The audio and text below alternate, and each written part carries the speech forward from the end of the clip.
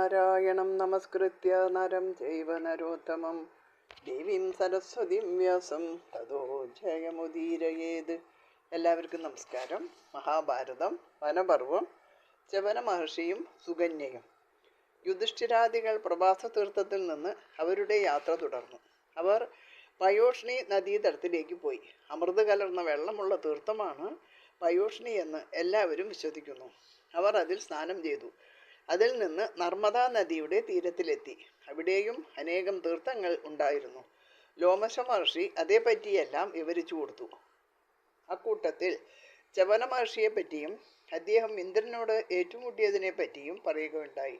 അപ്പോൾ ചവന മഹർഷിയെപ്പറ്റി അറിയുവാനുള്ള കൗതുകം യുധിഷ്ഠിരൻ പ്രകടിപ്പിച്ചു.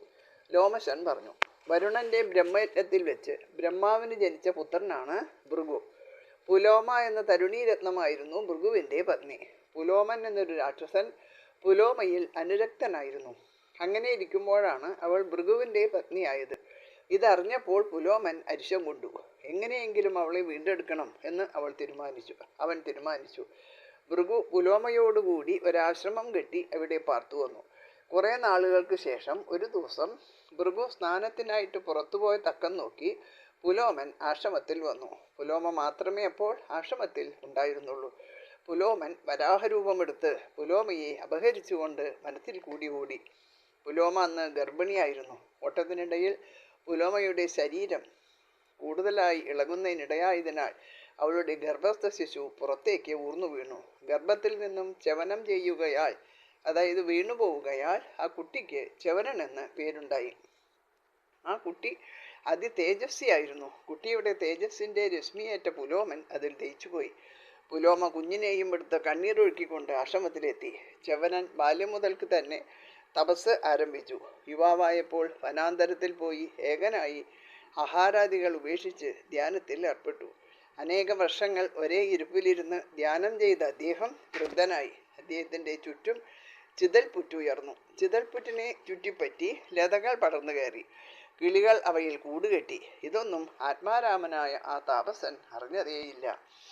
ഈ കാലത്ത് ശര്യാദി എന്ന രാജാവ് കുടുംബസമേതം വേട്ടയാടുന്നതിനും വിനോദിക്കുന്നതിനുമായി വനത്തിൽ വന്നു. അദ്ദേഹത്തോടൊപ്പം അദ്ദേഹത്തിൻ്റെ ഏകപുത്രിയായ സുകന്യയും ഉണ്ടായിരുന്നു. അവൾ തോഴിമാരോടുകൂടി വിനോദിച്ച് നടക്കുന്നതിനിടയിൽ ചവനനെ മൂടിയിരുന്ന പുറ്റിന് അടുത്തു വന്നു. ആ പുറ്റിൻ്റെ ഒരു ഭാഗത്ത് 2 സുഷിരങ്ങൾ ഉണ്ടായിരുന്നു. അതിൽ കൂടി നോക്കിയപ്പോൾ എന്തോ മിന്നുന്നതായി കണ്ടു. അവൾ ഒരു മുള്ളെടുത്ത് ആ പഴുതിൽ കൂടി കുത്തി.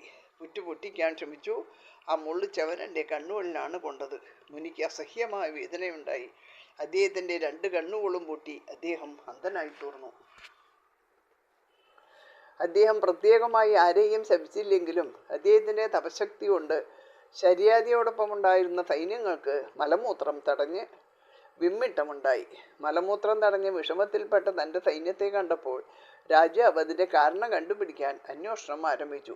മഹാതപസ്വിയായ ചവനനോട് ചെയ്ത ദ്രോഹം കാരണമാണ് ഇപ്രകാരം സംഭവിച്ചതെന്ന് അദ്ദേഹം മനസ്സിലാക്കി. എന്നാൽ ചവനനെ ദ്രോഹിച്ചത് ആരാണെന്നറിയാൻ അദ്ദേഹത്തിന് കഴിഞ്ഞില്ല. സുകന്യ ഇതെല്ലാം അറിഞ്ഞു. താൻ ചെയ്ത തെറ്റുകൊണ്ടാണ് ഇപ്രകാരമെല്ലാം സംഭവിച്ചതെന്ന് അവൾക്ക് മനസ്സിലായി. അവൾ അച്ഛനോട് പറഞ്ഞു, അച്ഛാ, ഞാനൊരു പുറ്റിനരികെ ചെന്നപ്പോൾ അതിലുണ്ടായിരുന്ന സുഷിരത്തിൽ കൂടി ഒരു പ്രകാശം പുറപ്പെടുന്നത് കണ്ടു. ഞാനൊരു മുള്ളെടുത്ത് കുത്തി. അതിനുള്ളിലിരുന്ന മഹർഷിയുടെ കണ്ണുകളിൽ കൊണ്ടു. അദ്ദേഹത്തിൻ്റെ കണ്ണു പൊട്ടി. ശര്യാദി രാജാവ് ഉടനെ പുറ്റിനരികിലെത്തി. പുറ്റു പൊളിച്ചു. തപോവൃദ്ധനും വയോവൃദ്ധനുമായ ചവന മഹർഷിയെ കണ്ടു. തൻ്റെ സൈന്യങ്ങൾക്ക് നേരിട്ടിരിക്കുന്ന ആപത്ത് നീക്കിത്തരണമെന്നും തൻ്റെ മകൾ അറിയാതെ ചെയ്ത അപരാധം ക്ഷമിക്കണമെന്നും അദ്ദേഹത്തോട് പ്രാർത്ഥിച്ചു.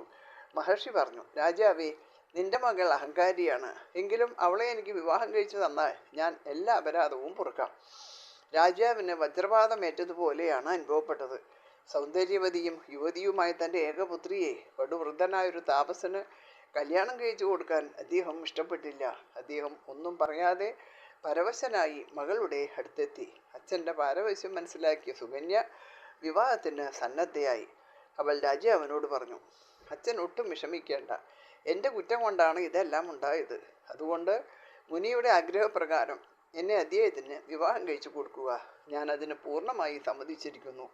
മഹർഷിയുടെ കോപത്തിൽ നിന്നും രക്ഷപ്പെടാൻ മറ്റു മാർഗമില്ലാതിരുന്നതുകൊണ്ട് രാജാവ് മനസ്സില്ലാ മനസ്സോടെ സുകന്യയെ ചവനന് വേളിയഴിച്ചു കൊടുത്തു. ച്യവനനും സുകന്യയും കൂടി ഒരാശ്രമം ചമച്ച് വനത്തിൽ പാർത്തു. സുകന്യ അന്ധനായ തൻ്റെ ഭർത്താവിനെ ഭക്തിയോടെ ശുശ്രൂഷിച്ചു. അദ്ദേഹത്തിൻ്റെ ഭക്ഷണത്തിന് വേണ്ട ഫലമൂലാദികൾ ശേഖരിച്ചു കൊണ്ടുവന്നു കൊടുത്തു. മുനിയുടെ കൈകൾ പിടിച്ച് പുറത്തേക്ക് കൊണ്ടുപോയി ദിനചര്യകൾ നടത്താൻ സഹായിച്ചു. കണ്ണില്ലാത്ത ച്യവനന്റെ കണ്ണുകളായി ആ പതിവ്രതാരത്നം പരിശോഭിച്ചു. അദ്ദേഹത്തിൻ്റെ കാലുകൾ തടവി അദ്ദേഹത്തെ ഉറക്കിയ ശേഷം അവളും ആ കാൽക്കൽ കിടന്നുറങ്ങി. പരമകോപിഷ്ഠനായ മഹർഷിയെ അവൾ വേഗത്തിൽ സന്തുഷ്ടനാക്കി തീർത്തു. ഇനി സുകന്യയുടെ പാതിവൃത്യ മഹിമ. ഇക്കാലത്ത് അശ്വനീ ദേവന്മാർ ച്യവനന്റെ ആശ്രമപ്രദേശത്ത് വന്നു ചേർന്നു. ഇന്ദ്രൻ അവർക്ക് സോമപാനം നിഷേധിച്ച സമയമായിരുന്നു അത്. നദിയിൽ കുളിച്ചുകൊണ്ട് നിന്നിരുന്ന സുകന്യയെ ദേവന്മാർ കണ്ടു. അവളുടെ വിശ്വവശ്യമായ സൗന്ദര്യത്തിൽ ആകൃഷ്ടരായ അവർ അവളെ സമീപിച്ച് അവൾ ആരാണ് എന്നും രാജകന്യകയെ പോലുള്ള അവൾ എങ്ങനെ കാട്ടിലെത്തിയെന്നും മറ്റും ആരാഞ്ഞു. താൻ ശര്യാതി രാജാവിൻ്റെ മകളാണെന്നും ച്യവനമഹർഷിയുടെ ഭാര്യയാണെന്നും അല്പം സങ്കോചത്തോടെ സുകന്യ അവരോട് പറഞ്ഞു. ഇത് കേട്ട് സുകന്യയെ പരിഹസിച്ചുകൊണ്ട് അശ്വനി ദേവകൾ പറഞ്ഞു, എന്ത് മിന്നൽ കൊടി പോലെ ശോഭയുള്ള നീ ആ കിഴവന്റെ പത്നിയാണെന്നോ? അല്ലയോ സുന്ദരി, നീ ആ പെടുകിഴവനെ ഉപേക്ഷിച്ചിട്ട് ഞങ്ങളിൽ ആരെയെങ്കിലും പരിഗ്രഹിച്ച് സുഖമായി വാഴുക. സുകന്യ, ഞാൻ ച്യവനമഹർഷിയുടെ ഭാര്യയായിരിക്കുന്നതിൽ സംതൃപ്തയാണ്. നിങ്ങൾ എന്നെ മറ്റു വിധത്തിൽ ശങ്കിക്കരുത്. ദേവന്മാർ, സുമുഖി, ഞങ്ങൾ ദേവന്മാരുടെ വൈദ്യന്മാരായ അശ്വനി ദേവകളാണ്. ഞങ്ങൾ നിന്റെ ഭർത്താവിനെ ഞങ്ങളെപ്പോലെ കോമളനായ ഒരു യുവാവാക്കി തീർക്കാം. പിന്നീട് ഞങ്ങൾ 3 പേരും കൂടി ഒരുമിച്ച് നിൽക്കാം. അപ്പോൾ അതിൽ നിനക്ക് ഇഷ്ടമുള്ള ഒരാളെ ഭരിക്കുക. അശ്വനി ദേവകളുടെ ഈ നിർദ്ദേശം രാജകുമാരിക്ക് ഇഷ്ടപ്പെട്ടു. ച്യവനൻ കോമളനായ ഒരു യുവാവായി തീരുന്നത് അവൾക്ക് സന്തോഷമുള്ള കാര്യമായിരുന്നു. ച്യവനനെ ഈ നിർദ്ദേശം അറിയിച്ച് അദ്ദേഹത്തിനും സമ്മതമാണെങ്കിൽ അപ്രകാരം ചെയ്യാമെന്ന് അറിയിച്ചിട്ട് അവൾ ച്യവനന്റെ സമീപത്തെത്തി അദ്ദേഹത്തെ എല്ലാ വിവരങ്ങളും ധരിപ്പിച്ചു. അദ്ദേഹത്തിനും ദേവന്മാരുടെ നിർദ്ദേശം ഇഷ്ടപ്പെട്ടു. അദ്ദേഹത്തെയും കൂട്ടി സുകന്യ ദേവന്മാരെ സമീപിച്ചു. ദേവന്മാരും ച്യവനനും കൂടി അടുത്തുണ്ടായിരുന്ന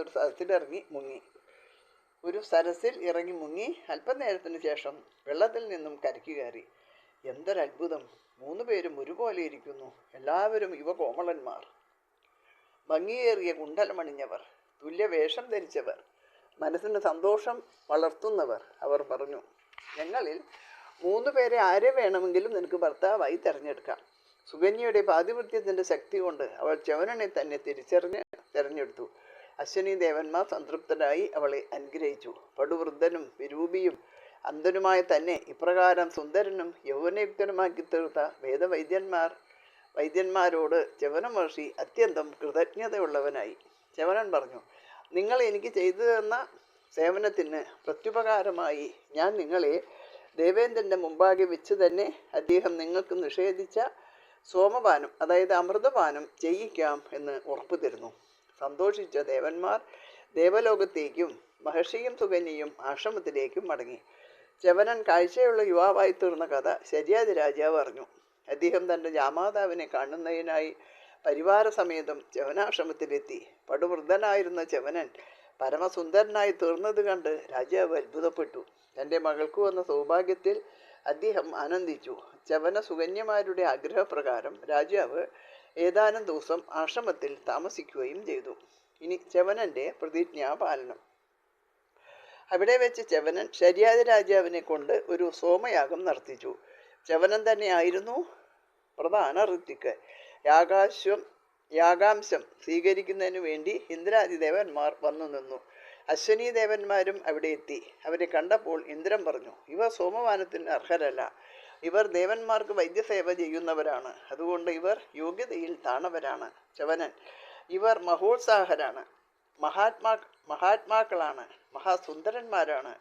ഇവരും ദേവന്മാരാണ്. മറ്റു ദേവന്മാർക്കുള്ള സോമപാനത്തിനുള്ള യോഗ്യത ഇവർക്കുമുണ്ട്. ച്യവനൻ ഇന്ദ്രനെ വകവയ്ക്കാതെ വിശിഷ്ടമായ സോമം എടുത്തു അശ്വനി ദേവന്മാർക്ക് കൊടുക്കാൻ ഒരുമ്പെട്ടു. അപ്പോൾ ഇന്ദ്രൻ ച്യവനന്റെ മേൽ വജ്രായുധം പ്രയോഗിക്കാൻ കൈ ഉയർത്തി. മഹർഷിയുടെ കണ്ണുകൾ ചുവന്നു. അദ്ദേഹം തീപ്പൊരി പാറുന്ന കണ്ണുകളോടെ ഇന്ദ്രനെ നോക്കി. ആ നോട്ടത്തിൽ ഇന്ദ്രന്റെ കൈകൾ സ്തംഭിച്ചുപോയി. ച്യവനൻ അശ്വനി ദേവന്മാരെ കൊണ്ട് സോമപാനം ചെയ്യിച്ച് തൻ്റെ പ്രതിജ്ഞ നിറവേറ്റി. എങ്കിലും അദ്ദേഹത്തിന് ഇന്ദ്രനോടുണ്ടായിരുന്ന കോപം ശമിച്ചില്ല. ഹോമകുണ്ടത്തിൽ നിന്ന് മദൻ എന്ന ഭയങ്കര അസുരനെ സൃഷ്ടിച്ച് മദനെ കണ്ട് എല്ലാവരും ഭയപ്പെട്ടു. ദേവകൾ ഓട്ടം തുടങ്ങി. ദേവേന്ദ്രൻ ആകെ സ്തംഭിച്ചു. അദ്ദേഹത്തിന് നിന്ന ഇടത്തു നിന്ന് ഇളകാൻ കഴിഞ്ഞില്ല. മദൻ ദേവേന്ദ്രനെ ഹിംസിക്കാനായി എടുത്തു. ഗത്യന്തരമില്ലാതെ ഇന്ദ്രൻ ച്യവനനെ തന്നെ ശരണം പ്രാപിച്ച് രക്ഷിക്കണം എന്ന് പ്രാർത്ഥിച്ചുകൊണ്ട് പറഞ്ഞു, ഇന്നു മുതൽ അശ്വനീ ദേവന്മാർ സോമപാനത്തിന് അർഹരാണ്. ച്യവനൻ്റെ കോപം അടങ്ങി. അദ്ദേഹം തൻ്റെ അസുരശക്തിയെ നാലായി ഭാഗിച്ച് ഒരു ഭാഗം ചൂതുകളിയിലും മറ്റൊരു ഭാഗം നായാട്ടിലും വേറെ ഭാഗം മദ്യപാനത്തിലും നാലാമത്തെ ഭാഗം സ്ത്രീയിലും കുടിയിരുത്തി. ദേവകൾ സന്തുഷ്ടരായി.